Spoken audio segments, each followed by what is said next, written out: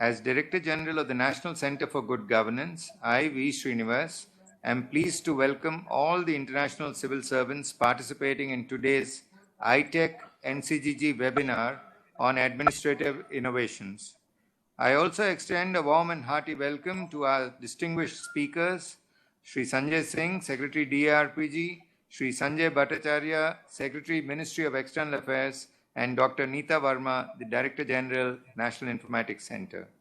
The National Center for Good Governance has collaborated with the Ministry of External Affairs and in 2020 conducted a series of 3 international virtual conferences to share good governance practices in a pandemic across 48 countries.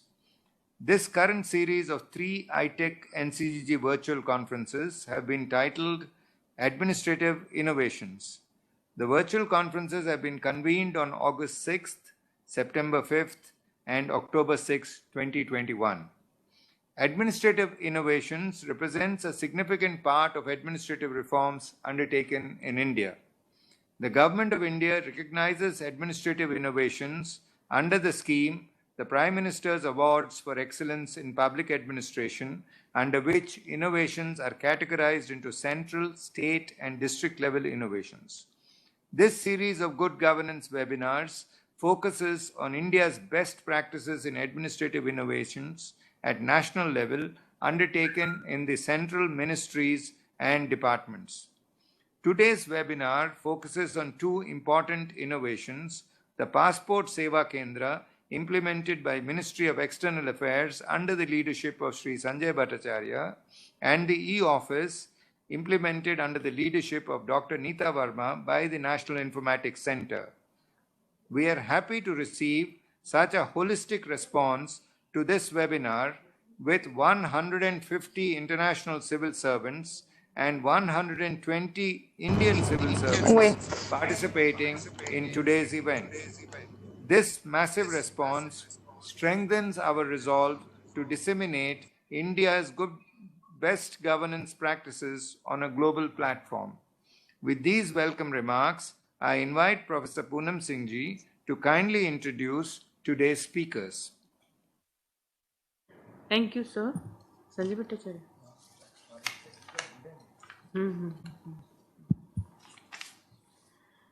Namaskar.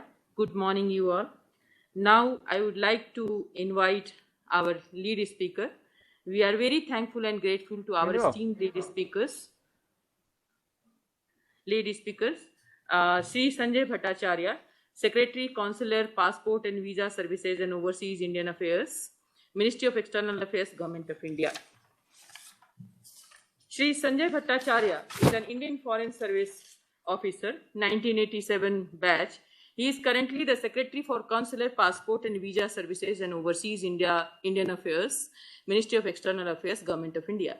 He is responsible for passport services, consular relations, and diaspora affairs. He oversees our relations with the Arab world in Sherpa to BRICS and representative to Jal Jeevan Mission. Earlier, he served as Ambassador of India to Turkey from 2018 to 2020, and Ambassador of India to Egypt 2015 to 2018. As Joint Secretary South 2013 to 2015, he was responsible for crafting our Act East policy. He has also served as Deputy Acting High Commissioner in Dhaka from 2010 to 12 and was involved in the conclusion of the historic land boundary agreement, DCM in Tokyo 2007-2010, which saw the elevation of our ties to comprehensive strategic partnership, and DCM in Beijing, during which he oversees our boundary and bilateral relation with China. Earlier, he worked in Brussels, Beijing, and Hong Kong, besides headquarters in East India, external publicity, Americas, and finance divisions. He studied economics at St. Stephen's College, University of Delhi, and at Delhi School of Economics. He contributed a chapter, India and China, New Direction in India Foreign Policy, Challenges and Opportunities, and India and Egypt, New Partnership in the New Era in Asian Perspective in 2017. Welcome, sir. We are very delighted to introduce you as a lead speaker. Welcome, sir. We are very keen to listen to you. Thank you so much, please.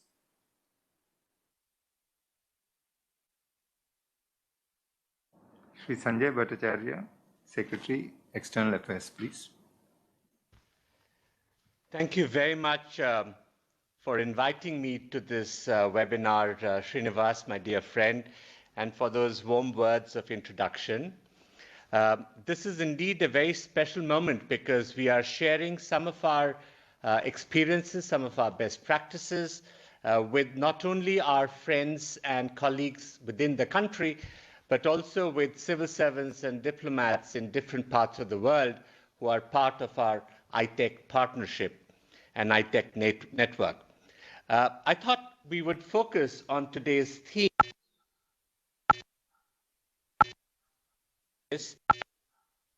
Do this in three phases. I would first wish to talk about the background of the change and governance, and in which we'll also discuss some of the conceptual issues. I will then move to the key part of my presentation, which will be on the Passport Seva project, which is a flagship project of the Ministry of External Affairs on e-governance. And then finally, I understand we shall all have an interactive session where we shall be able to have a Q&A with our fellow participants. And for that, I shall also be joined with my colleague, Colonel A.K. Singh, who is from the Passport Seva project and who has been involved in this particular aspect very, very intimately. So the first thing about change and governance, I think it is important for us to position ourselves and know who we are working for, and what our objectives are. What are the environmental conditions in which we work? I see our role as managers of governance, of people who will be able to bring about change such that we can keep citizens' interests at the core. And that is always very important. And in the Government of India, we have tried to have a citizen-centric approach. We should also look at what are the background elements of our times. The first theme that comes out very clearly is that economic development is a great aspiration for everybody today. And therefore, that is a pursuit that we have to put in the focus. Also, along with economic development, it is necessary to have social advancement.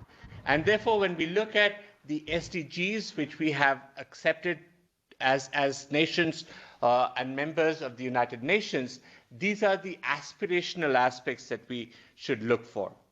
What we also cannot escape is the fact that this is indeed a remarkable era of transformations. And the transformations are those that are happening at a very rapid pace.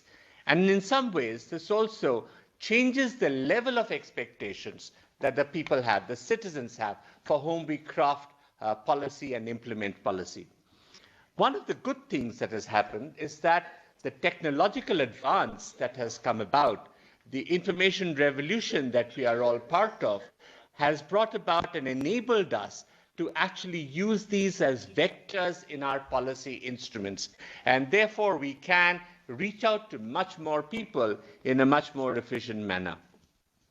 Also, what we've seen is that there are many mechanisms and tools which assist us in policy making as well as in policy implementation. You are all familiar with big data and how data-informed policies are now guiding the way we move ahead. And therefore, this remains central when we identify the needs or do the needs assessment of any issue, and then we go on to craft the policy that will respond to those needs and our objectives. What are the broad objectives that we have? And I thought I would posit this in terms of 4 broad objectives. The first is to simplify, and this means that we must provide convenience to the customer or the citizen, as the case may be. He must have much easier access to the services that we intend to provide.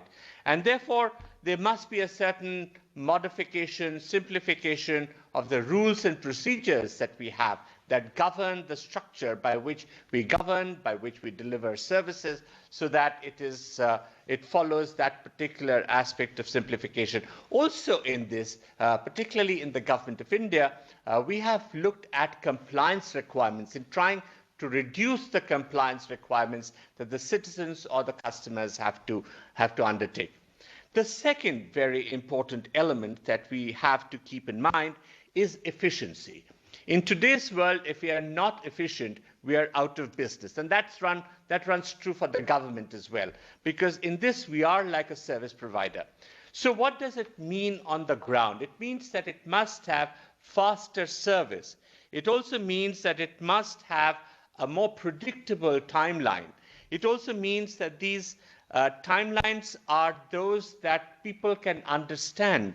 It also means that we must be able to use technology so that people can access us much better and access those more efficient services. And finally, it also means that we must improve the work environment. And later on, when I talk about the Passport Seva project, you will realize what that means, because it means that you live and work in an environment that is world-class, that is convenient to you as well as to the customer. The third aspect that is extremely important in this particular business of our defining the objectives is that of transparency. It is important that we minimize the interface so that the issues of the past that have bedeviled many of our service sector applications do not continue to bedevil us. And therefore, technology can become this particular interface. Third-party interaction can become that particular interface. We also must make sure that there is a certain acceptance of listening to and welcoming complaints and grievances, and also a robust mechanism that addresses the grievances. So complaints and grievances have to be part of this mechanism of transparency so that the responsiveness between the government and the citizen or the customer is much more equal in that sense. And the final thing that I see as an objective is that our policy framework and policy implementation and its definition will have to be very dynamic. And how does this happen? Because what this means to us in the Ministry of External Affairs is that we must have a continuous interface with all stakeholders, and we must be in consultation with all stakeholders. We must be constantly also interacting and keeping our eyes and ears open about what are the best practices globally.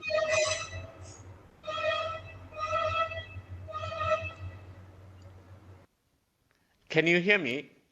So we should be aware of the global best practices so that they can be adapted and adopted accordingly, appropriate to our circumstances. Thirdly, in this dynamic environment, I think we have to be bold and to have the will to bring change, because the foundation on which we are is not obviously the best, and therefore it needs to be improved. And in order to improve it, you need to bring change. And I think what we have seen over the last several decades is that reforms are the only way forward. Reforms and liberalization is something that is a much broader concept, and therefore that would be the way forward. I think I will conclude the first part of my presentation on governance and its conceptual framework with this, and move to a specific study of the Passport Seva project. And I have a presentation that I wish to have before you so that you can have a look at it as well. Now, the Passport Seva project is actually a flagship project of the Government of India, which has been engineered and devised and projected by the Ministry of External Affairs. And the reason why it came about was that there were three principal reasons why this happened. The first was that the governance mechanisms were changing, and the way we interacted with people was beginning to change. And therefore, we had to bring about a system that was more in tune with the 21st century. And therefore, the projection of the India that was changing had to be reflected in that passport element of it as well. The second was that the expectations, and I referred to this when I was talking about the conceptual framework, that expectations of people were also changing. They had seen liberalization, economic growth. Many of them had traveled overseas and they'd seen what it was like in other parts of the world, and they wanted the same thing to happen at home. And there was no reason why we should not be able to do it. And so we said we'll do it to the passport system. The third was the international framework in which travel was happening was also beginning to change. And so, for instance, when you have machine-readable passports that are being used globally, it was obviously necessary for us to have that as well. When you have requirements of security considerations, which require, for instance, information about individuals to be transferred from state to state, it was also necessary to have these aspects. So we had to bring about all this in terms of our governance objectives, our meeting the aspirations of the citizens, and our international obligations on this. Now, as many of you would know, that in the past, even just a little over 10 years ago, a little over a decade ago, the passport system was one which was a very lengthy process. It was in many ways uncertain. It was semi-automated because your physical files moved from desk to desk. Digitalization would happen only at a later stage. And you would not have transparency, and we didn't have a centralized database which was accessible to everybody. So there was no central registry of passport data, which we would be able to share with all the passport issuing authorities across the world. Access was a problem because we had just a few passport offices. And finally, we also discovered that the kind of infrastructure, the software systems that we were using, and the processes were perhaps behind the time. And therefore, these needed change. And therefore, we decided that it was necessary to have a major revamp of the system. And in order to have this major revamp of the system, we entered into stakeholder consultations with many parties, which included the National Institute of Smart Government, which is based in Hyderabad. And we had extensive discussions with them, as well as with many of the tech companies, and also with the various stakeholders in the process. And what we did was that we came up with a program which would be digital in its approach, and which would try and transform the experience that the customer or the citizen had when he came to the passport office for getting the services of a passport. And we had a motto, which was our vision, which was to deliver passport-related services to the citizens in a timely, transparent, more accessible and reliable manner in a comfortable environment through streamlined processes and having a very committed, trained, and motivated workforce.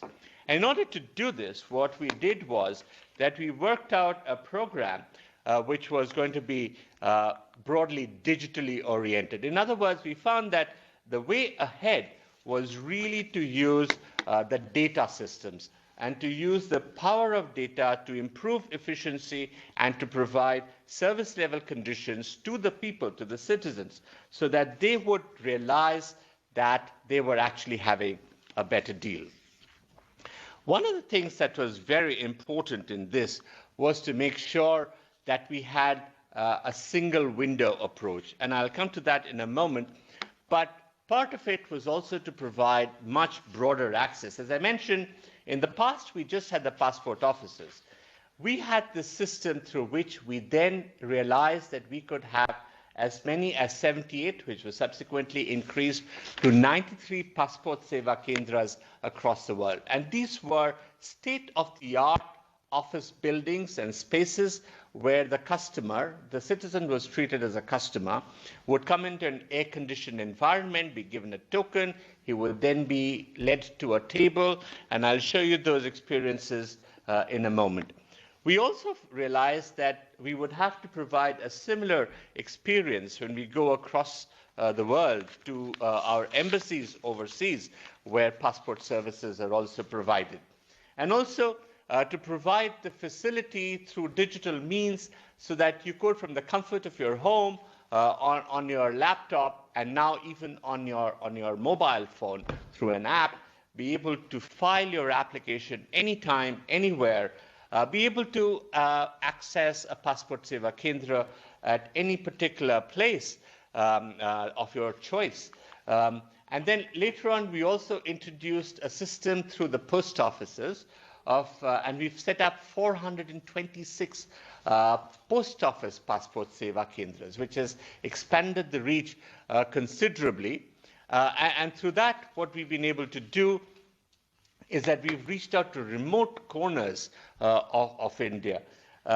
We also reckoned that it was important for us to be able to be responsive, and therefore we would feed the customer or the citizen with SMSs and email alerts about the status of his or her application, about when his passport is going to become due for renewal, so that he would then be able to get back.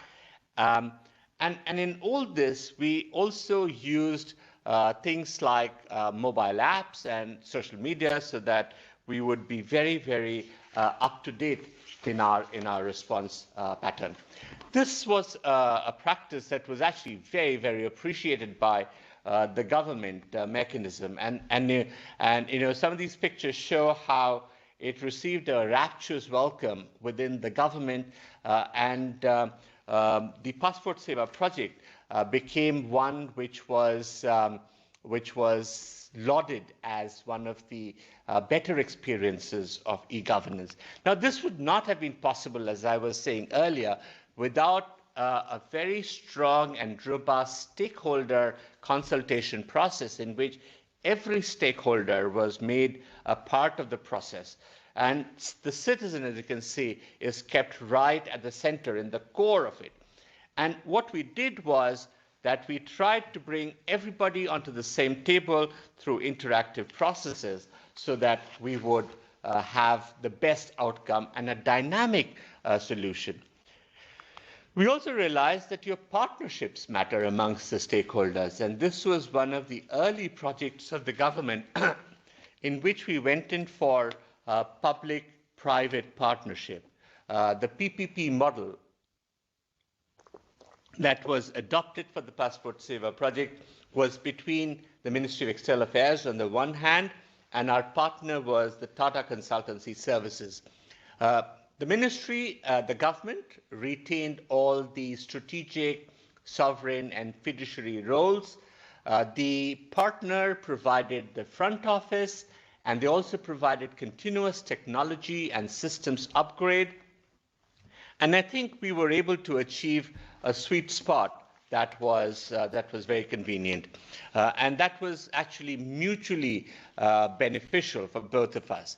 And I think this was because we were able to adopt a business model that recognized the role of each stakeholder and tried to maximize the return to each of them. It led to minimal financial investment on the part of the government. It also, through the adoption of best practices, led to best-in-class systems, training of people, continuously upgrading processes. We had technology upgrades happening constantly. And since we were working with one of the leaders in the field, the Tata Consultancy Services, we were able to provide skill enhancement and augmentation processes in this. So what this led to was an experience that I was telling you for the customer or the citizen, which was uniquely different from anything that people would have had in the past. You would recall that in the past people would have to be outside the passport offices in long queues, probably coming very early in the morning. There would be barricades, there would be touts. But today, all that is gone because you come into an air-conditioned room. In COVID times, your temperature is checked, you keep your mask on, your sanitizer is put, and you get a token, and you're given a time, you go to a particular desk, and this is the way. It's a smooth flow. What we also ensured in this particular process of the Passport Seva program was that you had to come just once to this particular Passport Seva Kendra of your choice. And everything, all processes would be concluded in this one process. There were two very fundamental apps that we were able to generate. One was the M-Passport Seva app, which was developed to help people, as I said earlier, apply from the comfort of their home on the mobile phones or on their laptops, which was the most convenient way. Set up an appointment, make online payments for the services that you're looking for. And the second one that we did, which was another remarkable app, which is still under implementation, it's been done in about 19 states of India, is the M-Passport Police app. As you know, the passport issuance also requires the process of a police verification. And this was something that often took fairly long periods of time. But what we wanted to do was to integrate the systems so that the police verification system could be seamlessly brought into our passport application and issuance system. And the M-Police app does exactly that, because we now have the same system that is available across the country, and more states and union territories are now adopting this so that we have greater efficiency in this particular aspect as well. As I'd mentioned, it is very important to be cognizant that the system that you created, while it may sound, and it is actually wonderful, is not necessarily the best solution. And therefore, there are always better solutions. And for that, nothing better than listening to your customer or your citizen. And therefore, we have a very strong grievance mechanism system. We listen to complaints, we attract them, and these are some of the mechanisms through which we do it. The CP-Grams is an all-of-government grievance mechanism portal where people with different kinds of issues can approach us directly through this particular portal, and it comes to different missions or the nodal ministry. The PSP, the Passport Seva project, has its own grievance mechanism, and this is one again which we then transfer to the people who will then analyze the problem and find a solution and get back to the customer. And finally, we have something called Madad. Those of you who are familiar with Hindi, of course, know Madad means help. And those of you who are overseas will realize that this is something that echoes in the minds of anyone who needs assistance or help. This is particularly used by people overseas. So Indians, when they're overseas, they are before they go, they're all told about Madad.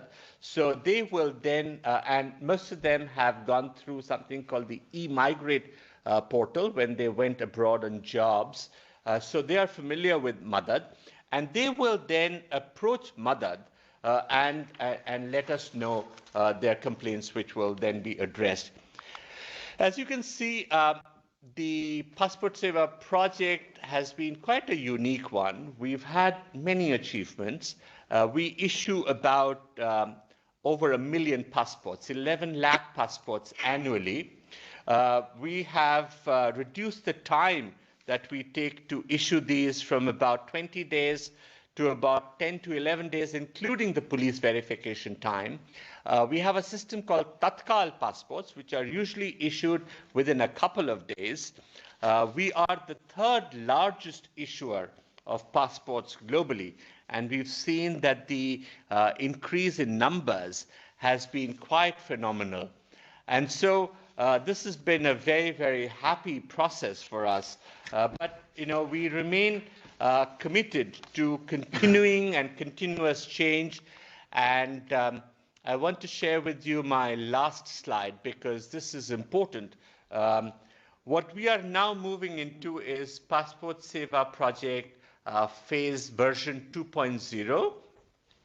We have already done the internal processes and the tendering for this.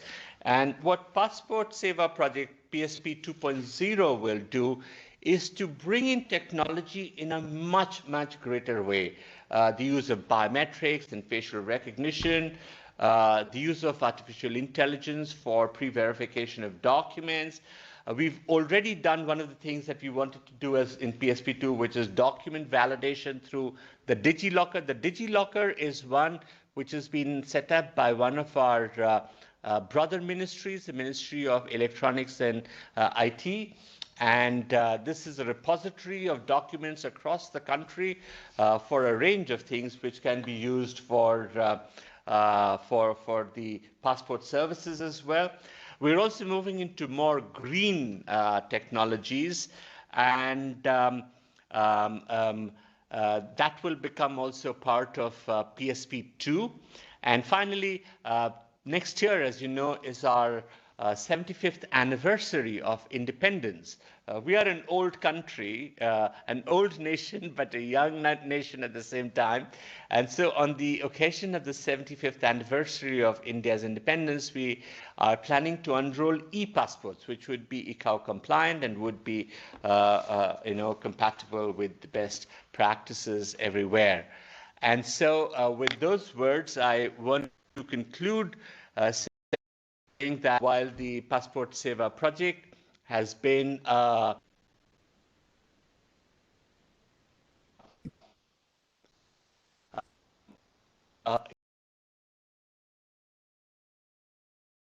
the Ministry of External Affairs and for the Central Passport Organization in particular, we remain committed to continuing change because in governance, the buck continues to move, and we have to be brave and bold in making reforms as a central theme of our process. Thank you very much for your attention, and subsequently, I understand we shall have a session for an interactive event.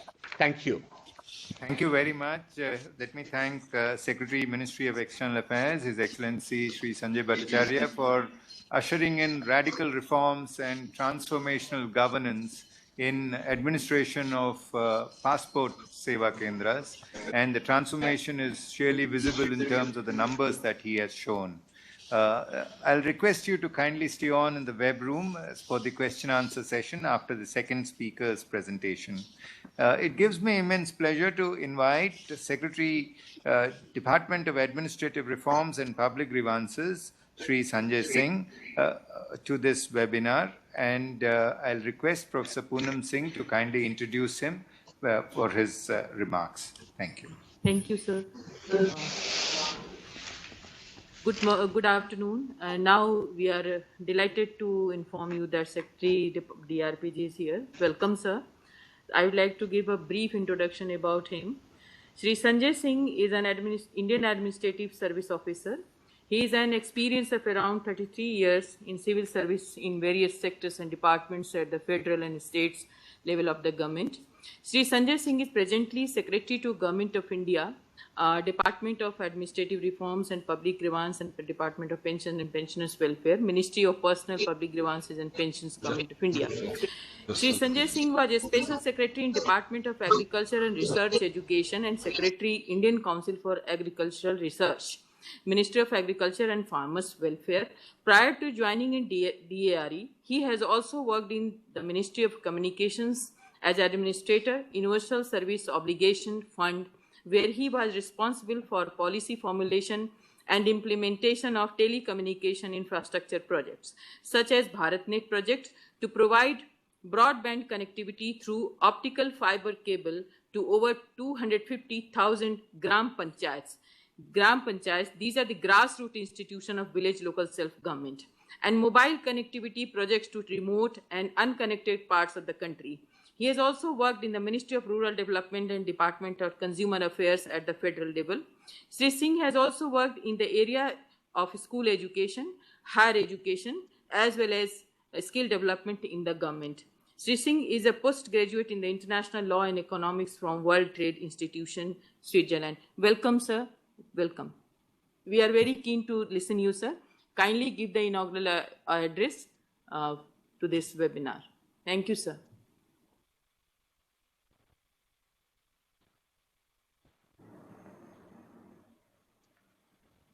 Thank you, Poonamji. First Thank of you, all, sir. I would Welcome, like sir. to greet my colleague from Ministry of External Affairs, Shri Sanjay Bhattacharya ji, and I was listening to his address, and in fact, I'll carry forward from where he left. The thrust of his entire talk was about the objective, and in government, the maxim we are following in India is maximum governance and minimum government. So towards that, we are deploying several tools through which the ease of access to citizens is reduced, better services are provided to the citizens of India, and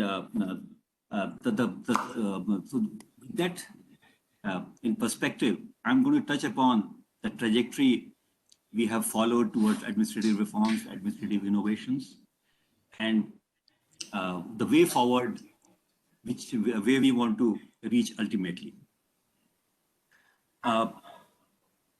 E-Passport Seva and Passport Seva Kendra, that has been mentioned to you in detail by Secretary, Ministry of External Affairs.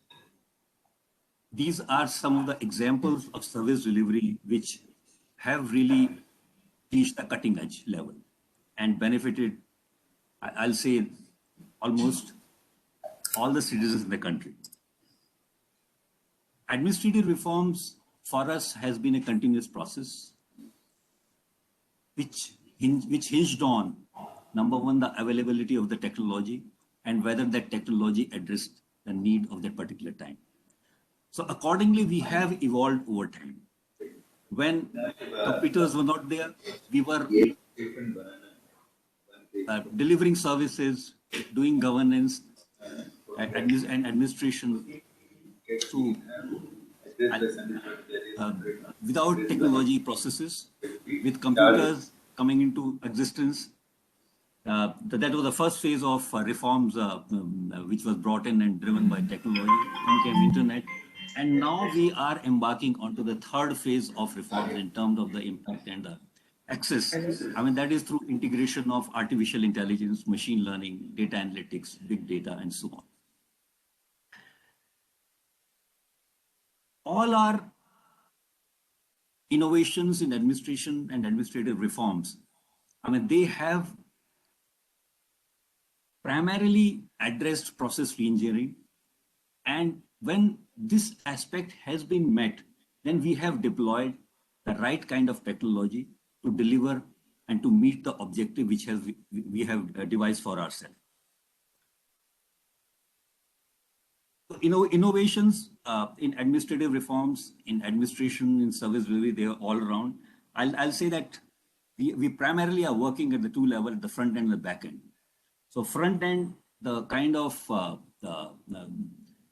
applications we have deployed, are towards increasing efficiency. I'll say that's the most important thing in the administration and administrative reforms.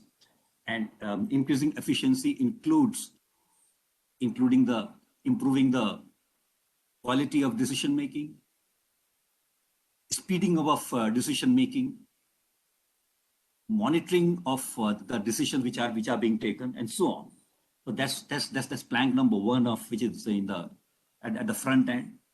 And at the second level, we have grievance redressal system. So about which Mr. Bhattacharya mentioned in his address as well. That is CP grams, the centralized public grievance redressal and monitoring system. So this has been a very, very important tool, not only towards resolution of issues and grievances of citizens, but also providing us feedback for further modification reforms in the policy formulation. You would be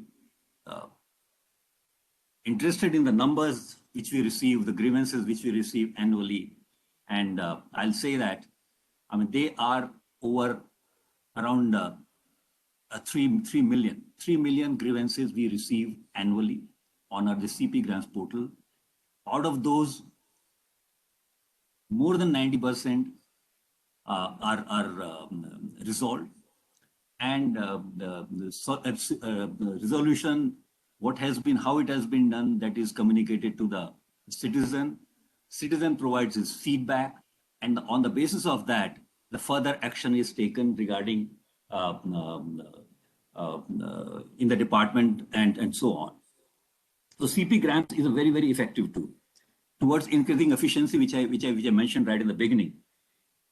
We have in the e-office application, which is being used by more than 600 central government, state government offices, departments, and organizations.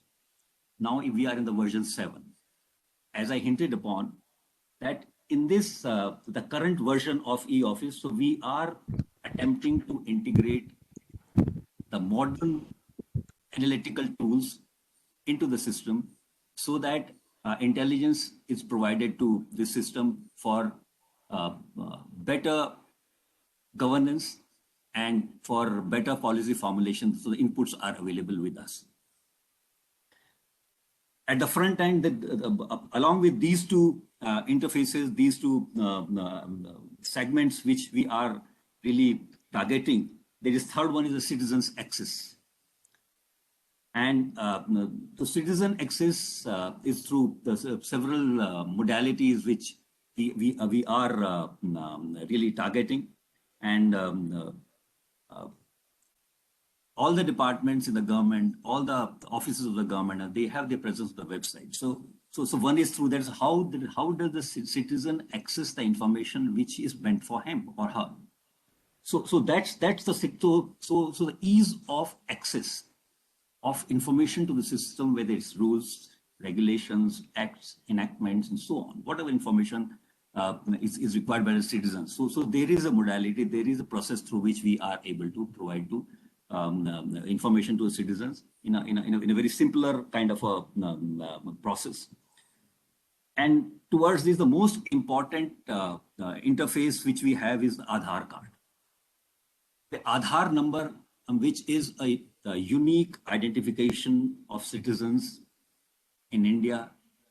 Almost all the citizens in India, I mean, they have an Aadhaar card. It's a biometric based system, and which is linked for service delivery for numerous kind of services which are provided to the citizens, whether it's pertaining to the direct benefit transfer or the financial services, and so on. There's several of them. So that provides access to several services of to the citizens, and this is a core the process through which we are able to identify the citizens. And the fourth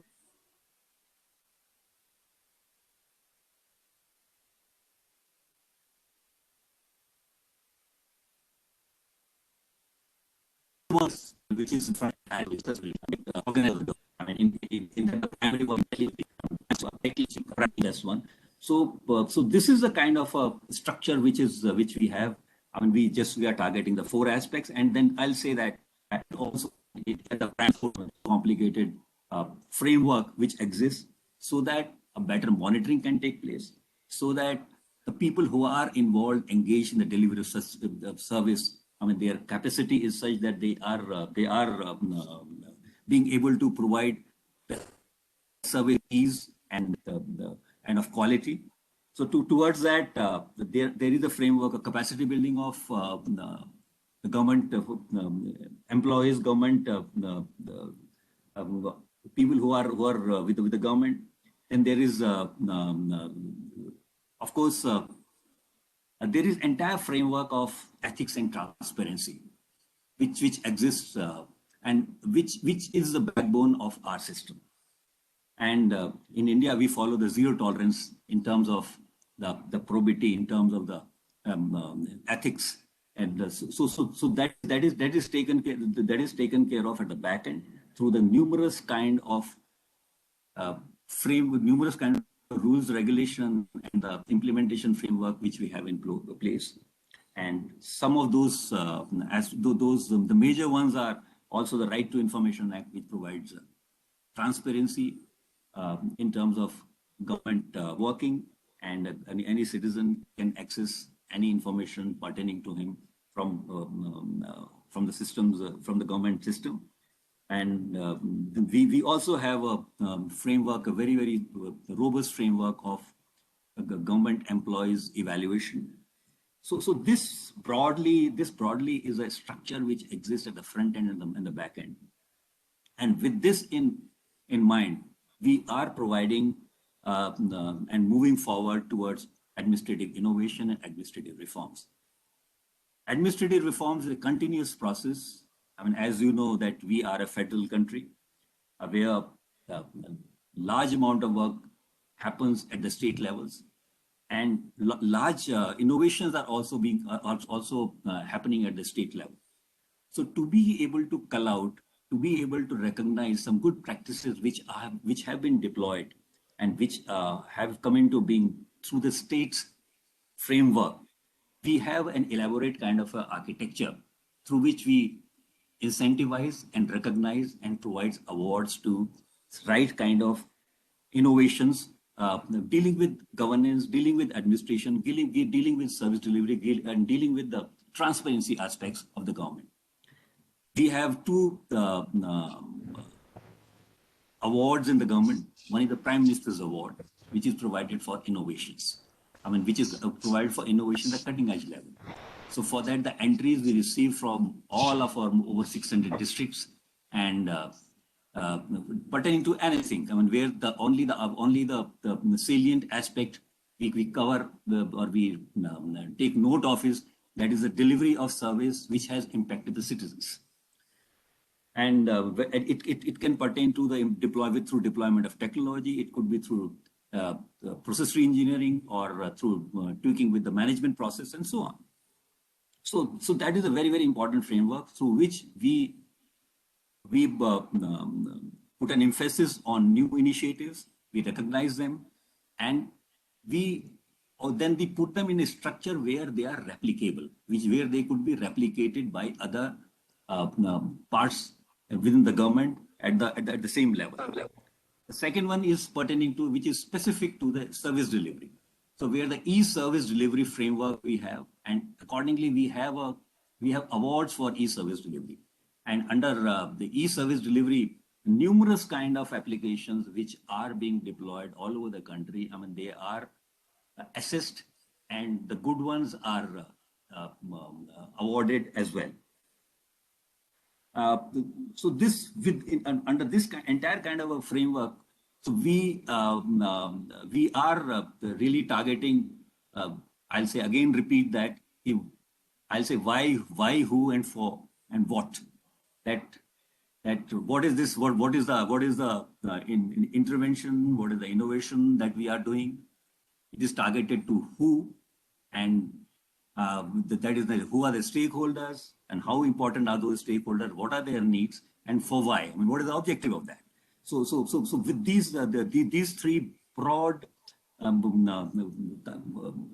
this framework, I mean, that is in the manner in which we recognize, we evaluate, we incentivize the new kind of innovations which are here, and in which we are considering, which we are really deploying in the government and towards service delivery.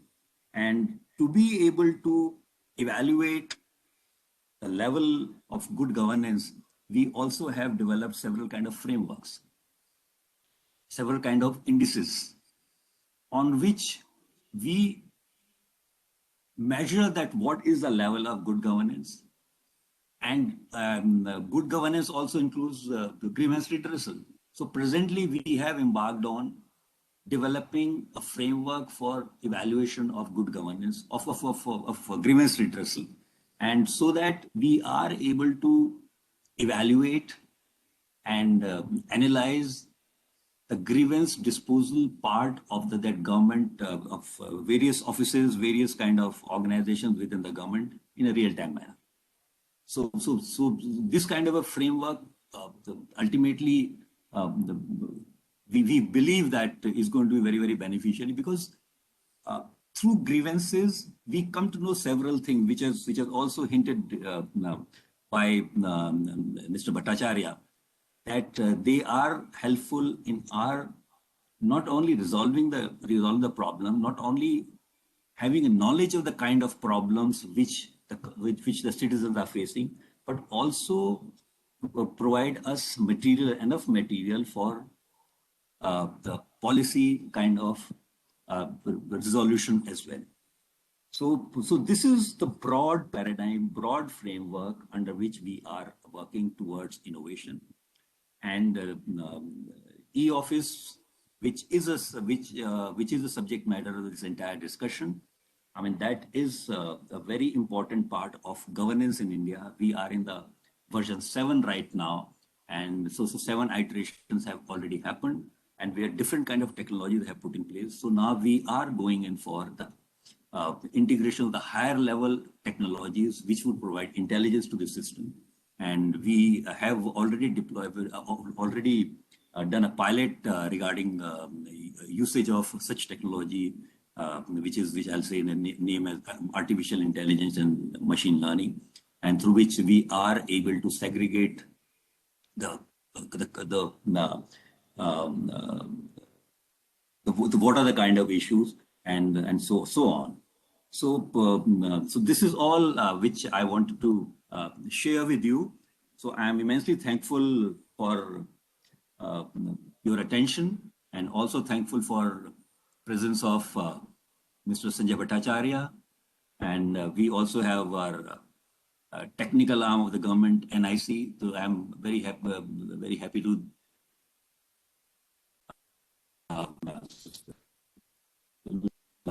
so all these applications which we are implementing, they have been developed by National Informatics Center. So we have the Director General of NIC also with us, and she's going to be present and give her address as well later on.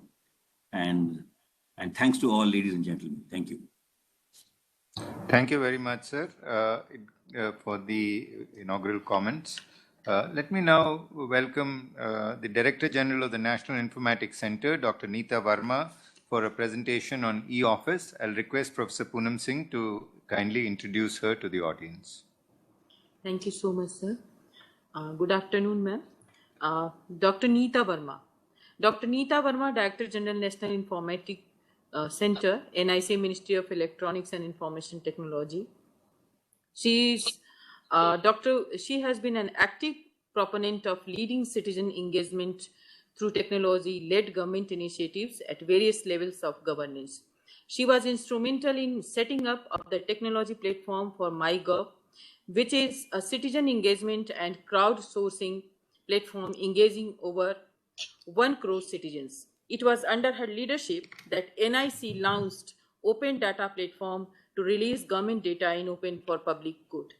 Under her leadership, NIC also established national data centers at various locations in the country, and later on launched the first national cloud for government in 2014 to provide a state-of-the-art ICT infrastructure to government departments for delivery of citizen services. In 2019, she was featured amongst the top 55 inspiring women around the world who have showcased the prowesses of technology in government sector. She holds a PhD from Indian Institute of Technology, Delhi. Her areas of research include applications of emerging technologies in governance, cyber security, data centers, etc. Apart from publishing her research in national and international journals, she has also co-authored books on importance of technology in governance. Welcome, sir. Welcome, ma'am.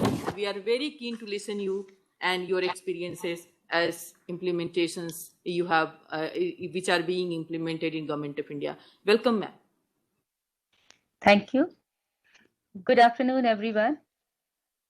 At the outset, I'd like to thank National Center for Good Governance and DRPG for inviting me and talking to you on one of our flagship product. Before that, I'll also like to convey my greetings to Secretary DRPG and Secretary Ministry of External Affairs. Before I get to the presentation, let me just spend 2 minutes to give you a context in which this product is coming and context from which I am coming from. So National Informatics Center is an IT arm, NIC which we call is an IT arm of the government, working with government in adoption of technology for enhancing efficiency as well as effectiveness in governance for last 4 decades. With 800 offices pan-India, we work with every level of governments, namely central governments, state governments, district administration, as well as panchayats.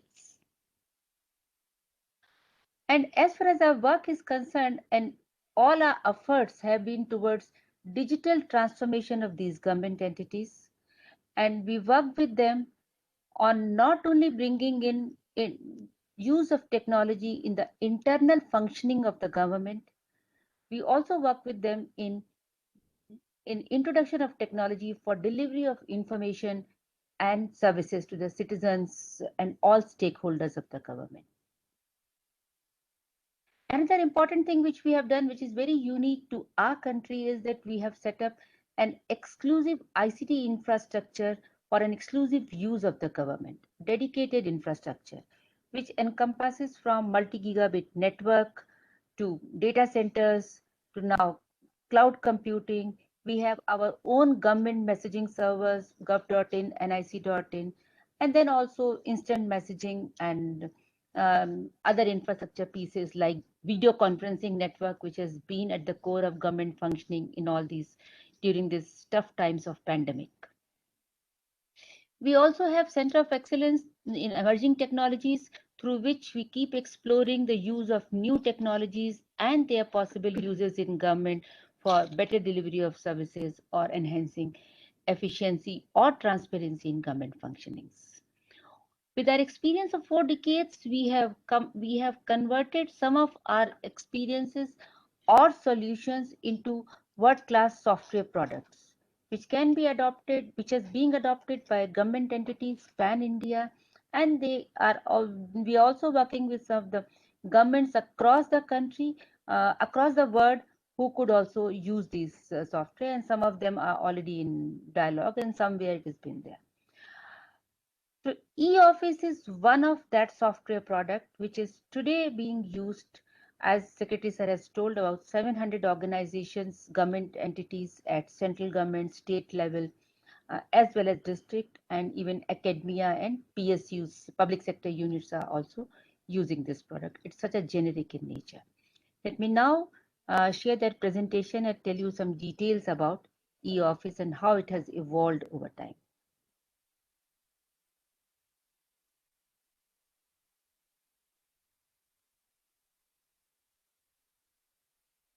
Is the presentation visible, Srinivas?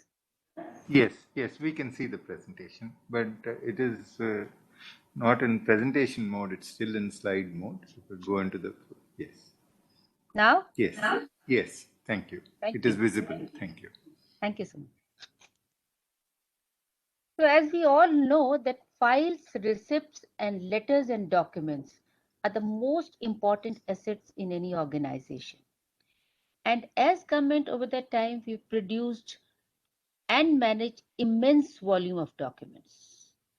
And manual system of processing of files, processing of these documents has several challenges, which in turn leads to delay in implementation of government programs of scheme. So any program, any scheme of the government, any initiative of the government has to be initially put up on a paper, which has to go to several rounds of review and approval, and then finally it gets formulated into a program and scheme, and then it gets launched.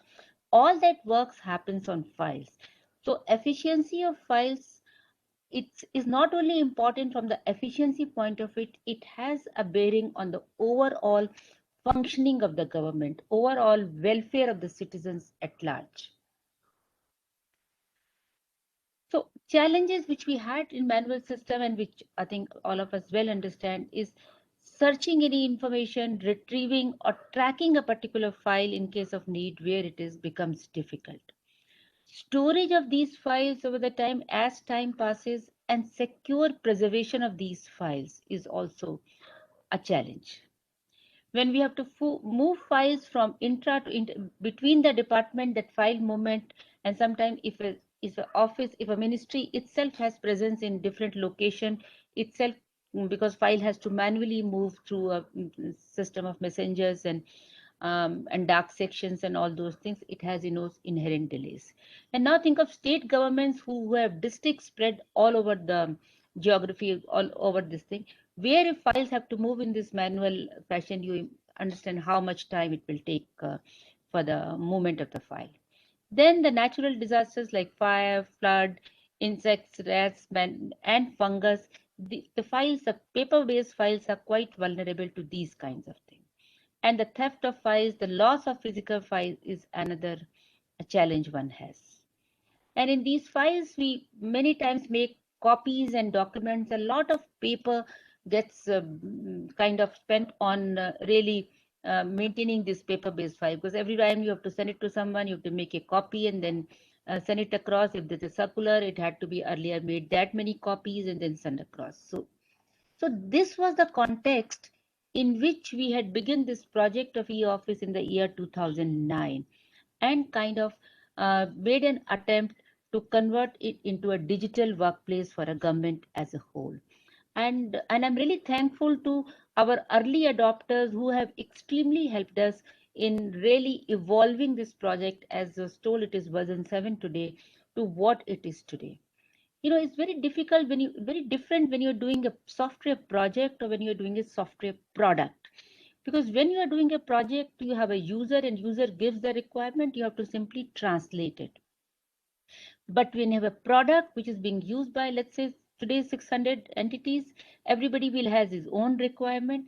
And we also have to think that how do we give a roadmap to this product, thinking what kind of new technologies are available. Like today, we have a lot of emerging technologies coming. We have much high-speed networks than what was available when we began at 2009.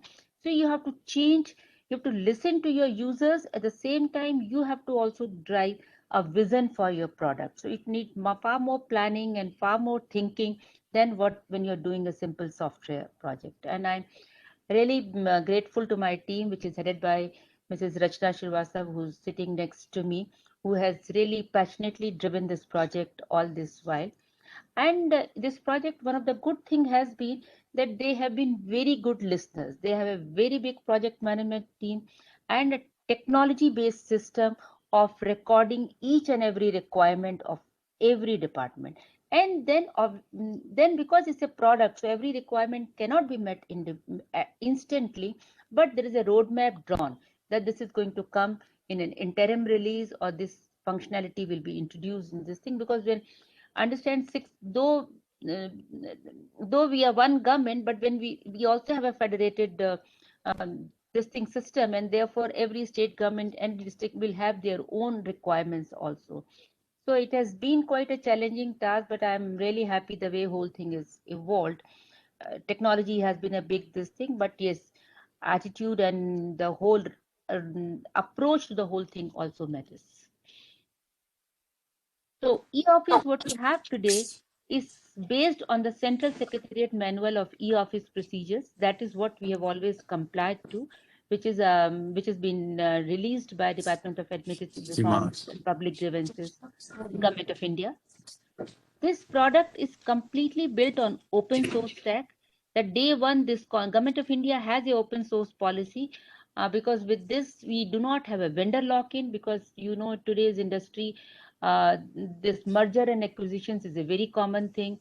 And then the software licenses itself cost, which actually increases the operational cost or OPEX of a project immensely. So from the day one, it has been built on open software stack. There is no software cost which really puts when you go such a large scale.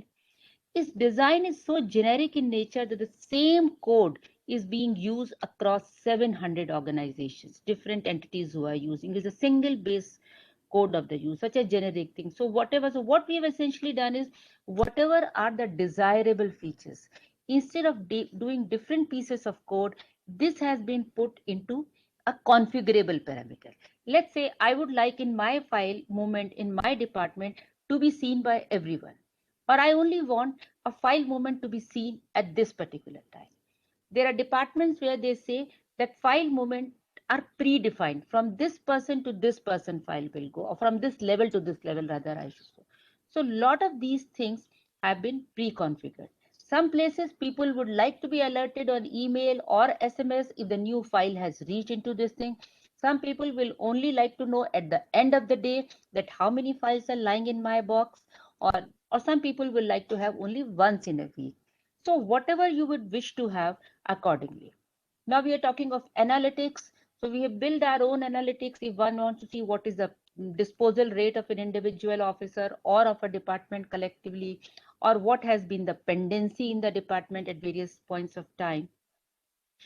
While we have some basic reports already available, we have also opened this metadata to every organization so that they can customize and have their own dashboard.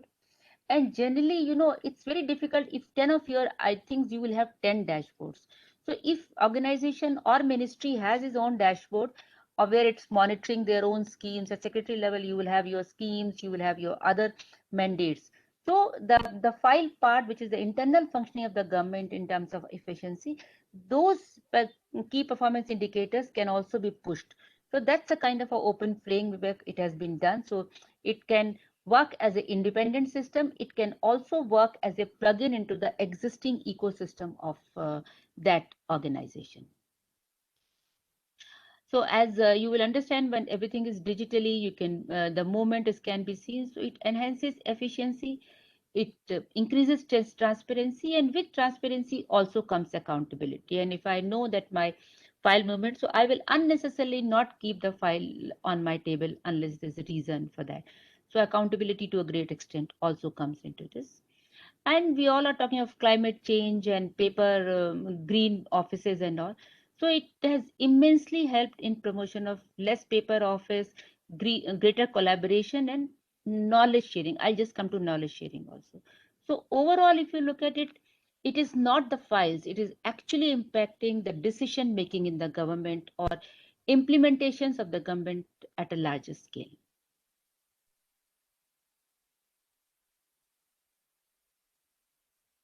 So e-office essentially has three components. One is the file management system. Second is because when you do file, as Secretary DRPG Seva also saying, you will have a lot of circulars, you will have OMs, policies, all of these are finally getting produced through this whole system of approvals. So instead of having a separate system for this, these circulars and orders, postings, OMs are being can be deposited into a knowledge management system, which is a complementary module, and from there then the access could be provided depending on the sharing policy already defined by the organization.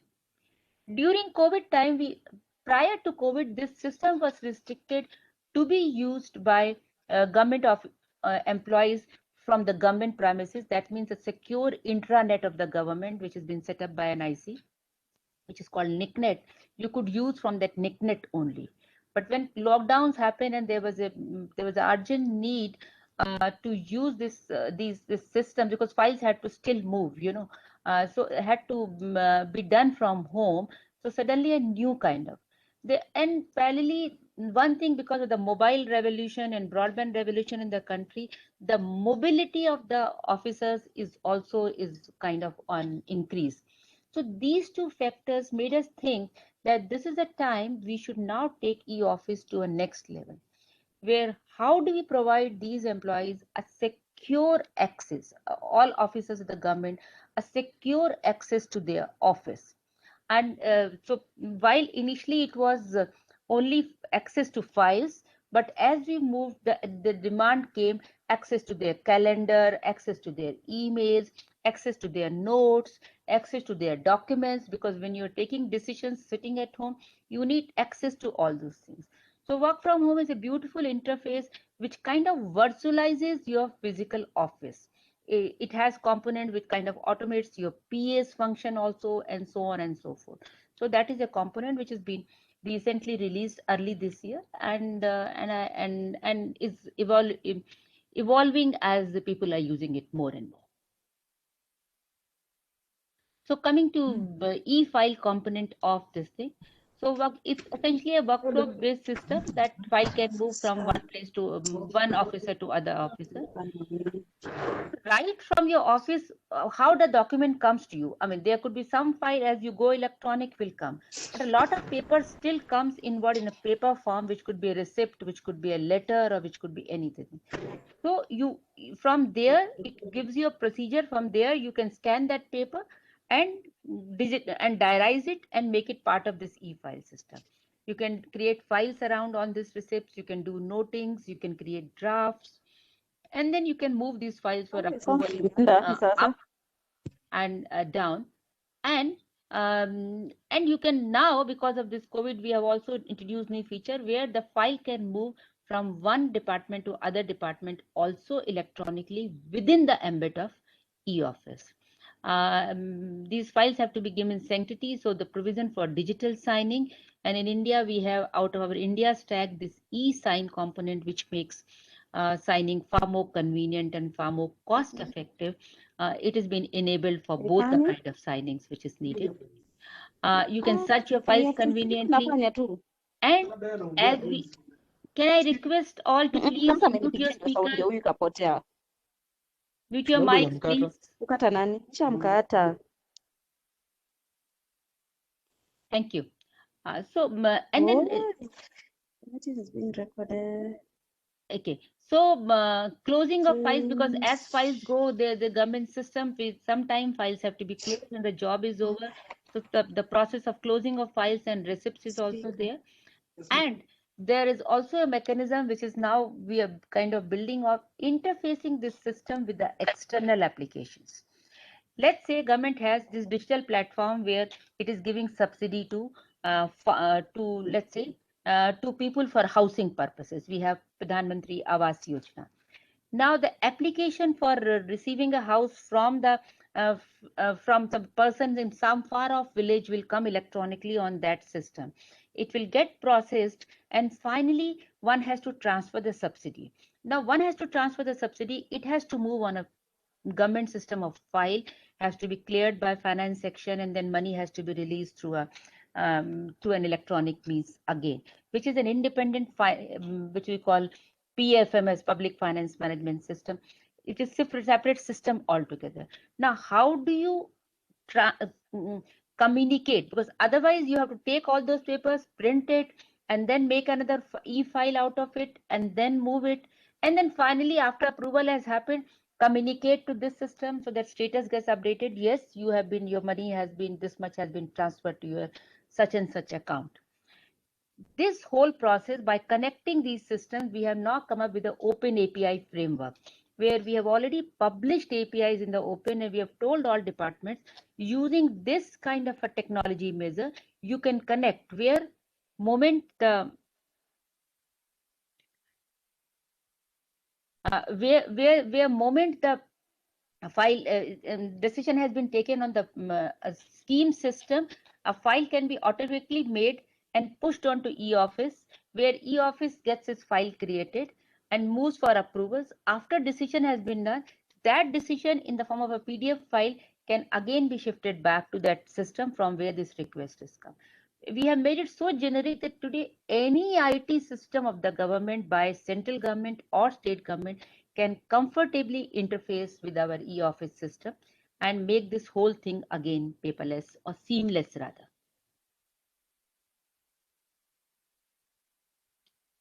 Same thing is explained in the process form. And the file is received, you browse and upload.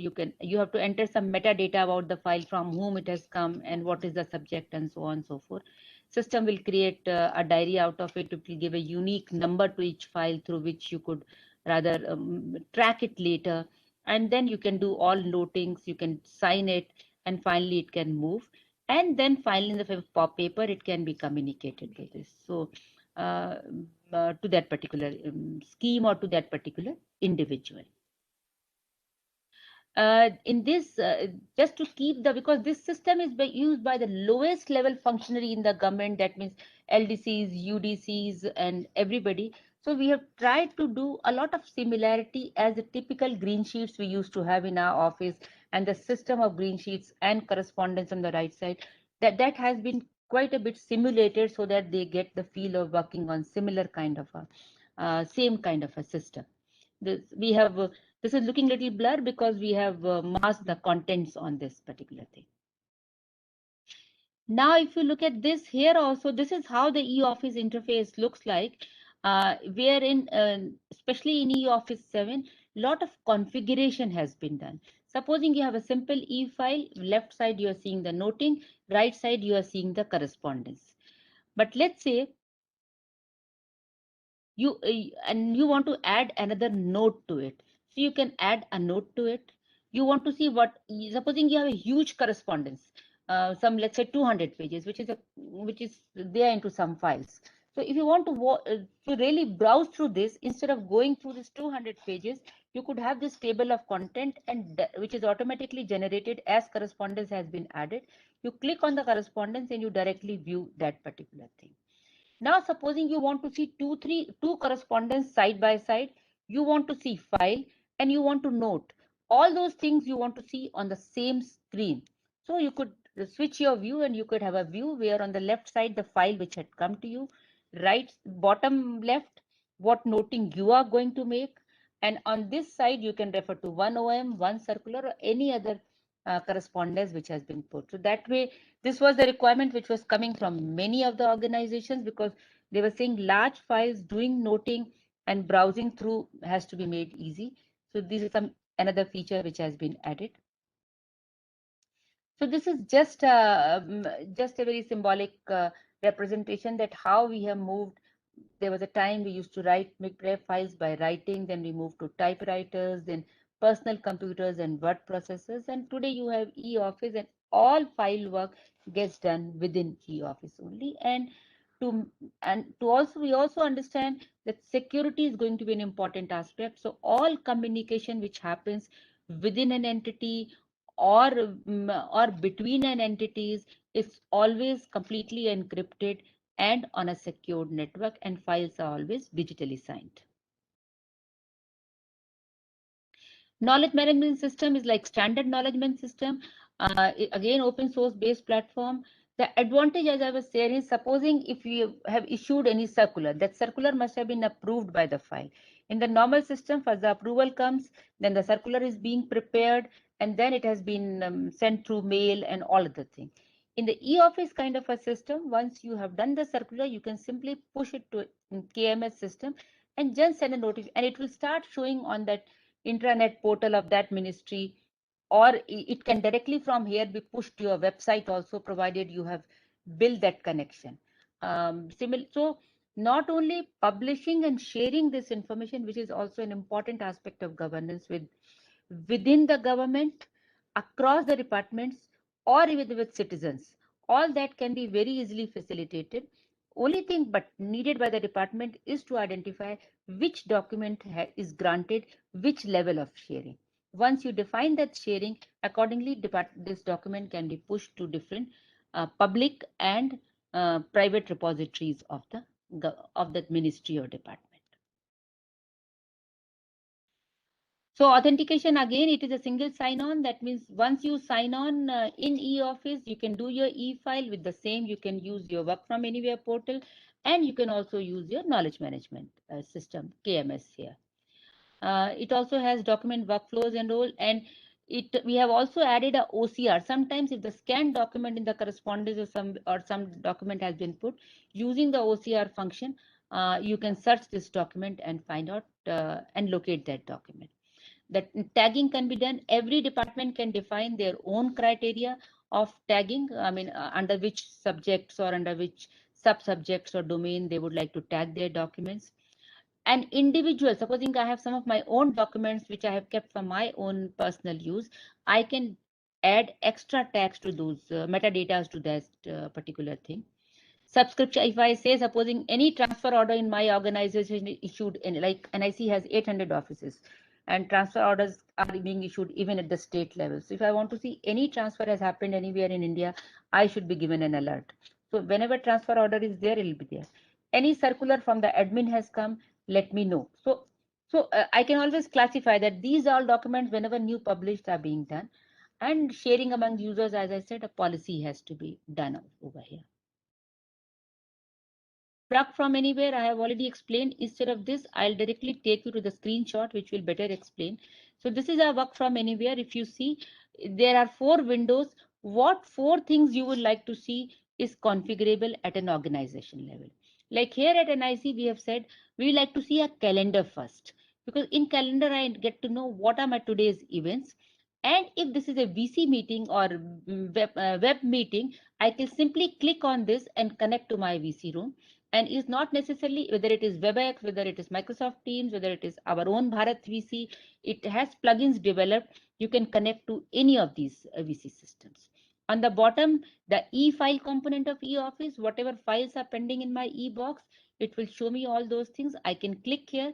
Everything is single sign-on. I can go and start looking at those files. On the bottom of it is notice board, as I said, various notices which has been issued. Then also my central document. Every officer will always have some documents lying on my right and left side which I offer. So all those things. And then tweets and all. Right side is interested. I can also see my whole team here. And by the click of a button, green here shows this officer is online right now. And I can click on this and move on to that particular and directly connect a video or an instant message or a telephonic call I can make right from this place. I do not have to pick up my phone or connect to my VC room. All that is not needed. It's just direct connection with my this thing. These small things look very small, but increase a lot of efficiency when I am working in my system overall. And then there is a provision on the left side. If you as an officer are also doing some IT systems where you have a role to play, where you have to review, you have to approve any of the schemes of the government, even those can also be connected in this interface so that you have a unified all of a government kind of a interface. Some small things on the top, because when you have you are in E mode and then taking these formal breaks, lunch break, tea break almost is not possible. So how do I tell somebody that I have taken a break for 5 minutes for tea, so please don't call me? So you can always change your status, or maybe you're working on some note, some cabinet note, and you don't want to be disturbed. So you could say I'm busy at this point so that people will not be able to call you at that time. I mean, again, the policy could be that your senior could still call. I mean, that's organization level policy, which could vary from this thing. You could have your meetings. I'm in a meeting, you can say I'm having a tea break or lunch break or bio break, all those things. And your complete, you can also sometimes see review that how much time you've taken a break overall at the end of the day. Some interesting features and kind of giving you a feel of our office as when you're working from anywhere. And it has all those things of changing your color, changing your style. So all those various themes are being built into just to make it more interesting and break that monotony which happens if you start seeing the same interface day in and day out. This is the overall status of e-office as of today. And you see, we are central governments, we have states, so 28 state secretariats, 229 district administrations are also using it, and other departments and public sector units, and overall 690 as of today.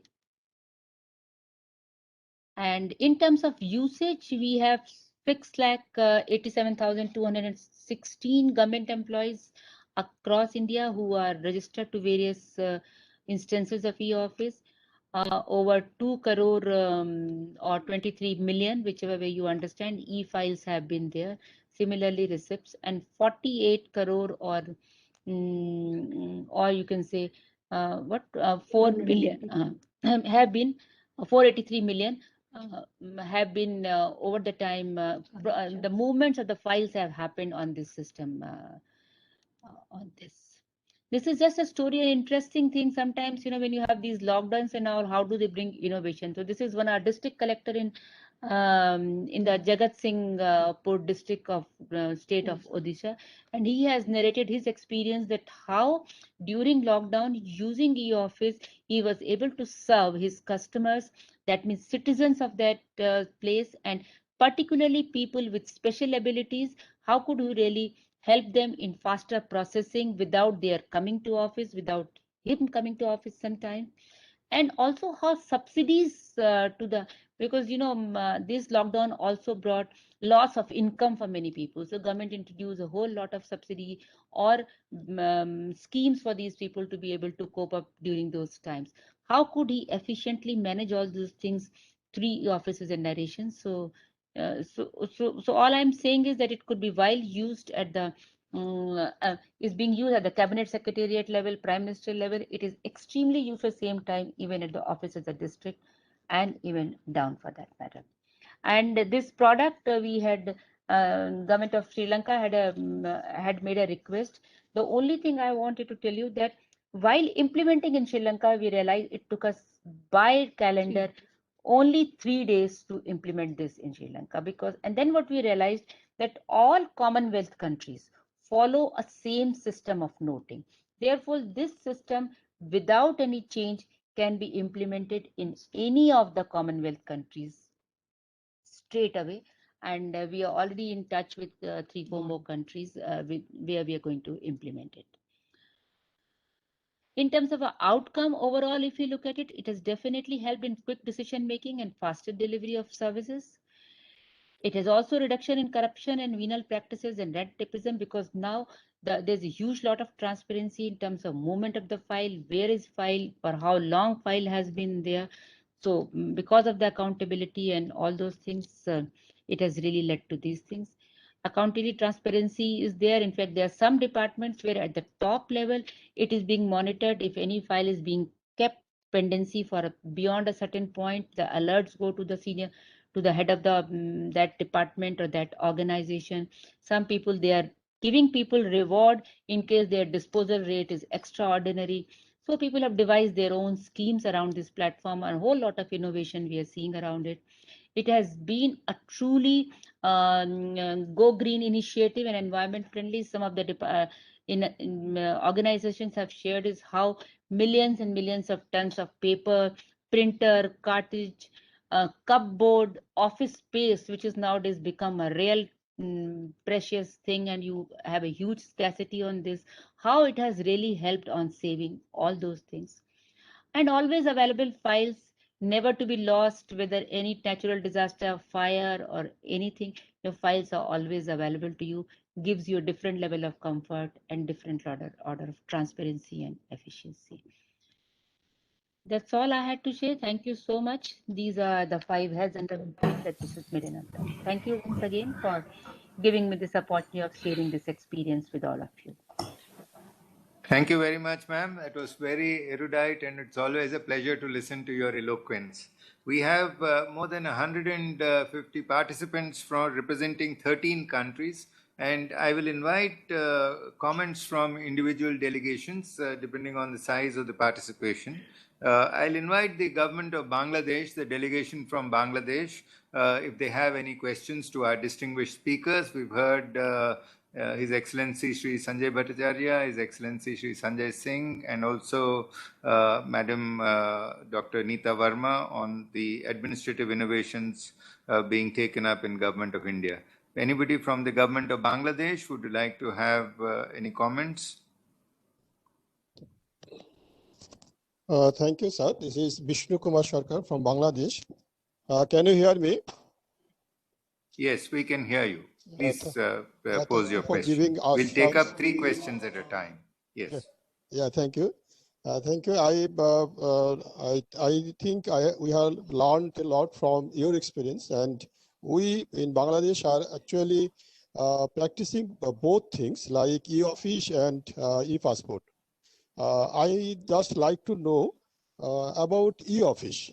E-office application, what I have learned from your end, that almost similar to in Bangladesh. But we in Bangladesh, we are also using apps for mobiles so that anybody can anywhere use e-office, that is we call e-noti, by mobile apps. This is suitable for our top level officers, though who are not always carrying a laptop or computer device. Is there any option in India like mobile apps using e-office? This is my first question.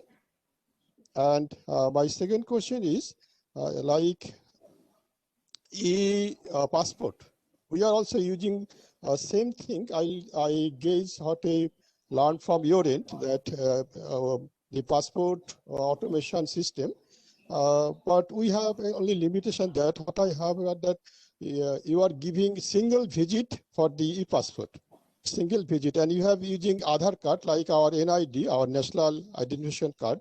Aadhaar card is also biometric and our NID is also biometric. But my question is, do you using Aadhaar card biometric system in passport biometric that we can avoid a visit of the passport holders? Because Aadhaar card also biometric and we are giving our biometric biometric application to the passport office by visiting. That's all from my ends. Thank you, sir. Thank you. Thank you. We'll take up 3 questions at a time. Before I give the floor to the distinguished speakers, I'll invite the delegation from the Republic of Maldives. Would you like to pose any questions? The delegation from the Republic of Maldives. If you allow me, I am The from Republic Bangladesh. of Maldives. I want to tell one thing. No, kindly hold, please. We've taken a question from Bangladesh. The Republic of Maldives, please. Would anybody from the Republic of Maldives delegation like to pose a question? May I invite the delegation from government of Tunisia? We have 25 participants from Tunisia in this conference. Do you hear me? Yes, I can hear you. Yes, please. Please introduce yourself. I'm Walid Omri. I'm a general engineer and I work for the presidency of government in an instance for monitoring public program. I would like to thank you, to thank all of you, and to congratulate you for this e-services and this e-system. I have one comment and one question.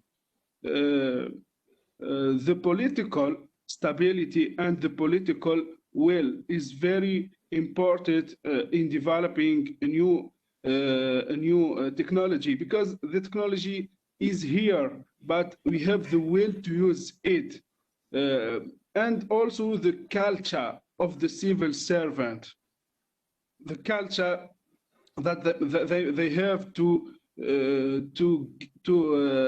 give good service and make their work very well. The law of rule and the state of law and rules is very important in transparency, because in the context of a corruption or another one, we can't talk about this transparency and service. Just I have one question. The e-passport is done by PPP. The private partner provide technology and tools. How is paid? Are there some rate or some the private partner? How is paid? Because the private partner must have some financial so how is paid, if is possible? And I thank you, Saket. Thank you very much, the delegation of Tunisia. I'll take one more question from the government of Bhutan. We have a large delegation from the government of Bhutan in today's webinar. Would the government of Bhutan like to pose any questions?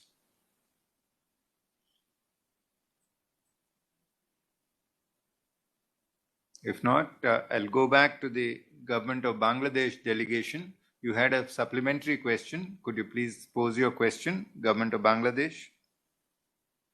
Thank you sir, for giving me floor. Actually, I like to thank Your the volume India is very government low. Your it's volume is okay. I very think low. Could you please? sound is some problem from initial Yes, sound is now we can some hear you. problem. Yeah, actually, we have already introduced the passport in Bangladesh in 2019. So my proposal is that India is also working with the passport. Initially, it was MRP, and then we introduced the passport. And I think unitedly we can work together and we can share some experience how we can develop in future, because both India and Bangladesh we have huge amount of migrants abroad. So it is very challenging for Bangladesh to give them a passport. So if possible, in future we can share some experience with India through our proper channel, and about our technological development and other things. My proposal, and in Bangladesh we are already introducing the office maximum offices indicating their Thank you for the question. Thank you for the question. I'll invite Secretary, Ministry of External Affairs for a response, please. His Excellency Shri Sanjay Bhattacharya ji. I think all the three questions are really about the passport system. So let me take the question from our Tunisian friend first about the PPP model. As you understood quite correctly, what we do in the PPP model is that the front office, the technology, and the infrastructure is provided by the private service provider, whereas the ownership, the sovereign rights, the fiduciary component are maintained by the government. And so the issuance of the passport itself is done by the government as well. What we do is we prepared a request for proposals and we put out a public tender of this.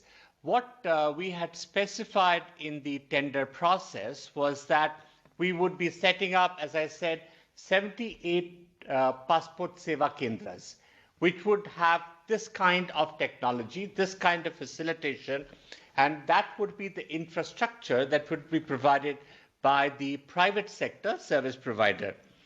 We also worked out the integration, which was actually also spelled out in the RFP that was put out in the tender. And what they were asked to bid for essentially was to mention a price that they would then charge the customer for those services. And so we had a technical part of the evaluation to ensure that proper bidders were in the fray and that they had a certain competence level. And then it was evaluated on a weighted basis between the technical competence of the bidder and the financial bid, which would state the amount. So in other words, the private sector bidder, can you hear me? I think there's some disturbance. Yes. Could you keep your mic shut off?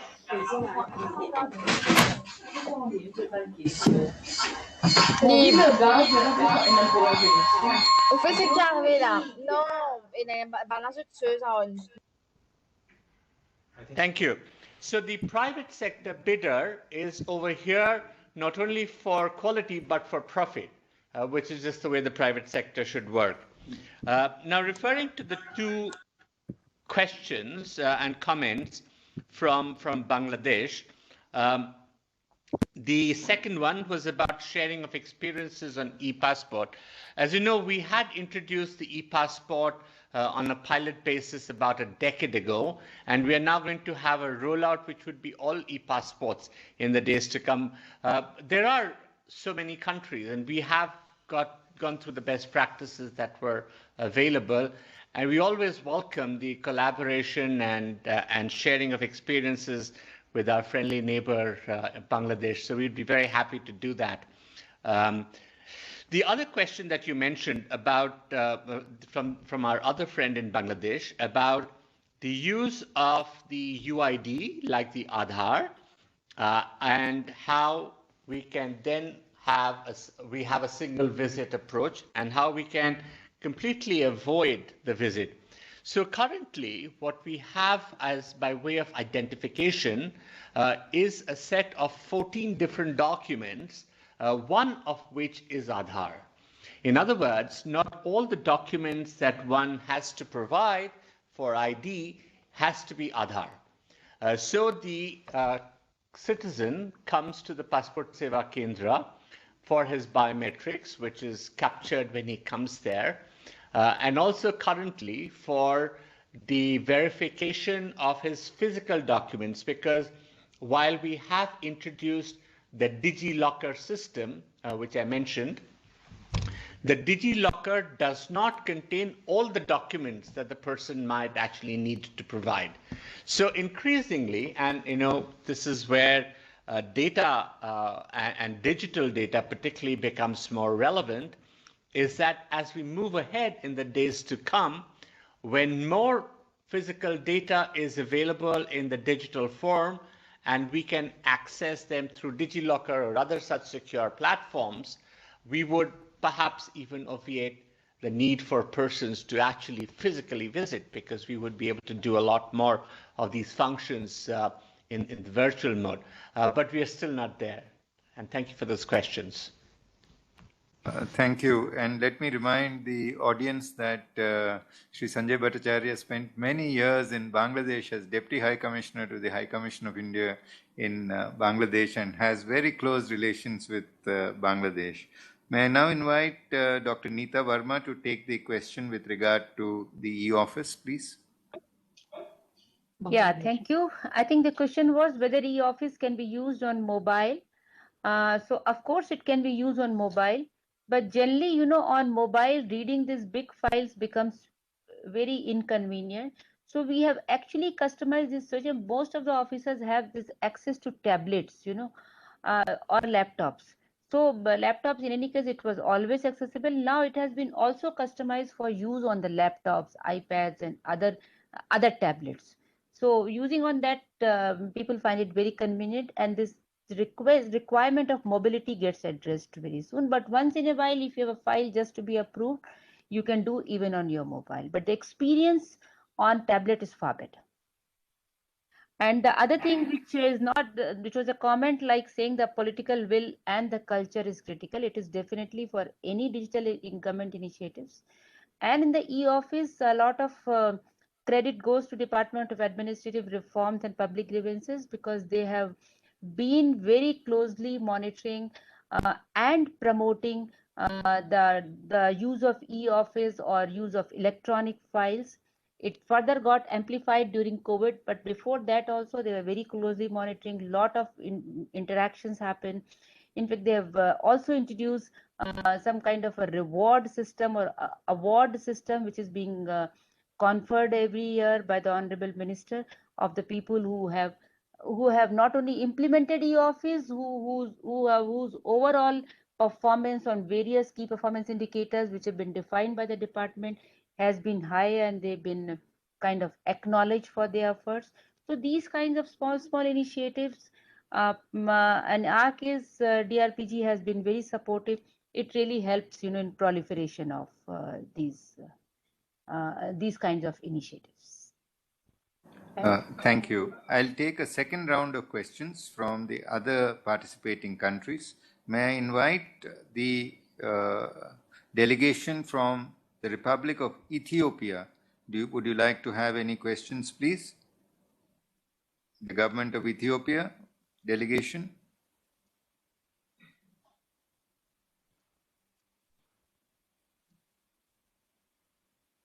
The delegation from Mauritius.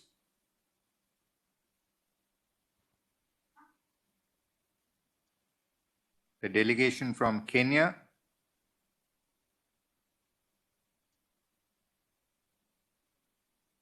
With the delegation from everybody. So yes. I'm yes. Inspector Soman from the Republic of Mauritius. So basically, I have no specific question for the presenters, but instead I'd like to thank them all for their fruitful and informative presentation. Nevertheless, I would like to share to the participants that actually in Mauritius, we are issuing the digitalized machine-readable passport since 2005. And we have 3 types of passport. We have the ordinary passport, which is for citizens from 16 and above. And we have the second type of passport. We have the minor passport, which is for children from 0 to 15 years. And also we have the diplomatic passport for the diplomats. And hopefully maybe we will embark in the biometric passport very soon. So that's all that I have to share. And thank you very much for the fruitful presentation. Thank you. Thank you. Would the government of Kenya delegation like to participate? Would you have any comments? The delegation from Kenya. May I now invite the delegation from Myanmar?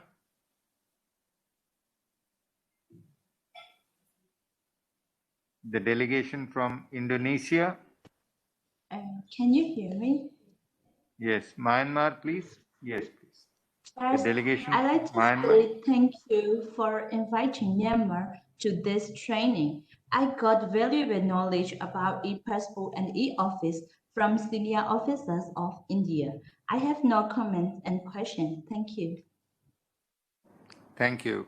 May I now invite the delegation from Indonesia?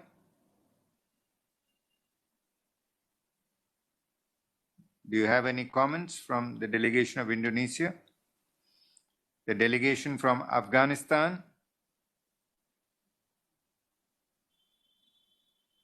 The delegation from Thailand? The delegation from Vietnam? The delegation from Palestine?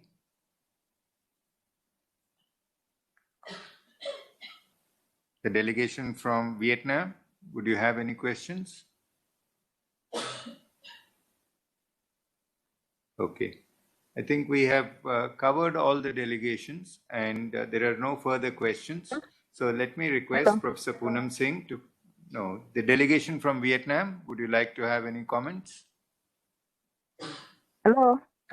Yes, kindly unmute yourself. Yes, we can hear you. I'm Betty Uganda from Kenya. Yes, and please. I train at the Kisumu National Polytechnic. So I am delighted with the presentation of today. So much. I've learned a lot, and I believe that if we embrace such innovations like the e-office and e-passport thing in Kenya or in our institutions of learning, then we as a nation will be able to achieve a lot in terms of economic development and social advancement. Now, my question is, on e-office, do you have any other shortcoming on e-office? Any other disadvantages of using e-office? And again, is it possible to apply the same program as the one for e-passport to issue ID to our students at the institutions of learning? Can we use the same procedure to issue ID or passport to our students at the institutions of learning? Otherwise, I'm so much grateful with the presentation, and I've learned a lot, and I would wish to learn more. Thank you. Thank you, the delegate from Kenya. I'll now invite Professor Poonam Singh to extend the vote of thanks. Thank you so much, Excuse me, sir.